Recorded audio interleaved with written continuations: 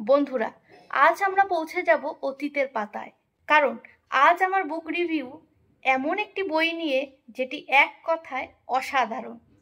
বইটির লেখক আমাদের সকলের ভীষণ প্রিয় ও শ্রদ্ধেয় শ্রী সঞ্জীব চট্টোপাধ্যায়।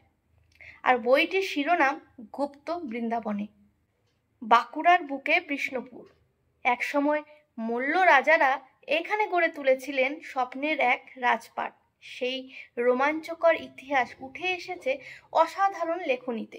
গল্পকথার আড়ালে ধরা পড়েছে মল্ল রাজ বংশের প্রতিষ্ঠা, কুলদেবীর কথা, মল্ল রাজাদের পরাক্রমের কাহিনী, আর রয়েছে মহারাজ হাম্মির মল্লের বিরল জীবনগাথা, যা বিষ্ণুপুরকে করে তুলল বৃন্দাবন। বনের নির্জনতা থেকে রাজ অন্তপুরে এসে উঠলেন প্রাণের ঠাকুর নটখট মদনমোহন। ঠাকুর শ্রী শ্রী রামকৃষ্ণদেব বলেছিলেন, গুপ্ত বৃন্দাবন তো লুপ্ত হওয়ার নয়।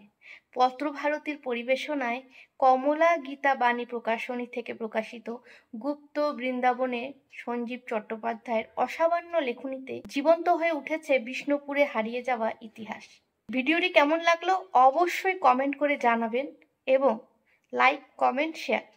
পুরো ভিডিওটি সঙ্গে থাকার জন্য ধন্যবাদ।